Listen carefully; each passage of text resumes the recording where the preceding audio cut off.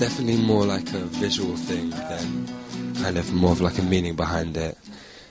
Sort of the name came before the music. It was sort of just sort of writing it out. We quite liked how the X looked. It was quite sort of thinking ahead of ourselves as an artwork.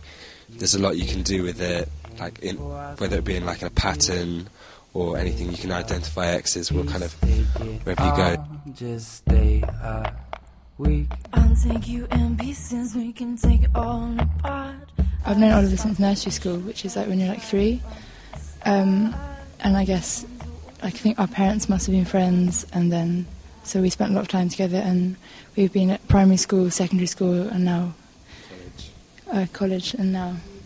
When it sort of came to sort of, just singing in front of one another or sharing lyrics, it made it harder, because, it's hard sort of singing in front of your best friend, so it was a lot of kind of no one wanted to sing first. Like you go first, no, you go first, and so we were like... We just sing at the same time. Yeah.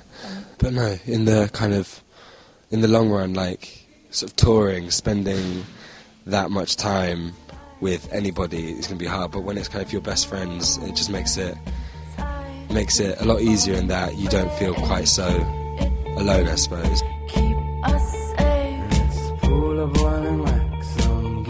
I sing, I've written. What Romy sings, she's written, except for like one verse in a song. But I think it kind of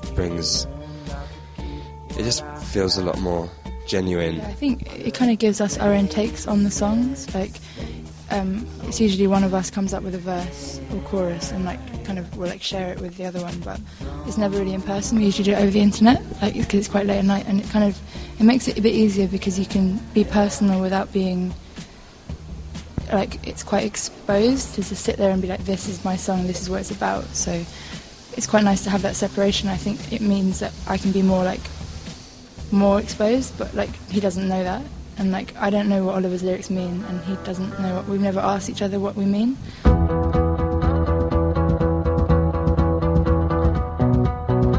Coco Rosie is definitely one of them, and sort of when we were starting out, we were sort of big fans of The Kills. The Kills made me realise that you didn't have to have drums, and it could be done with electronic drums, and that was really inspirational. And Coco Rosie for like the really, it's really beautiful, and the use of like harps and just like, and the sort of reference to their more like taste in like hip hop and R&B, which is something that we both like as well. Electrolane was like a band I really loved and never got to see live.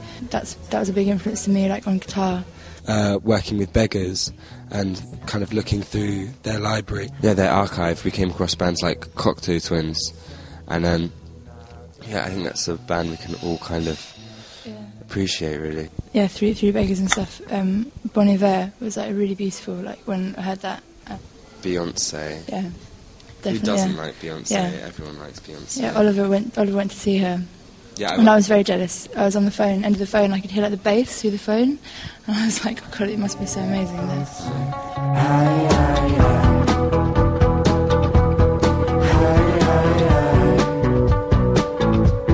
Worked with a few producers before, just when Jamie had joined the band, really, and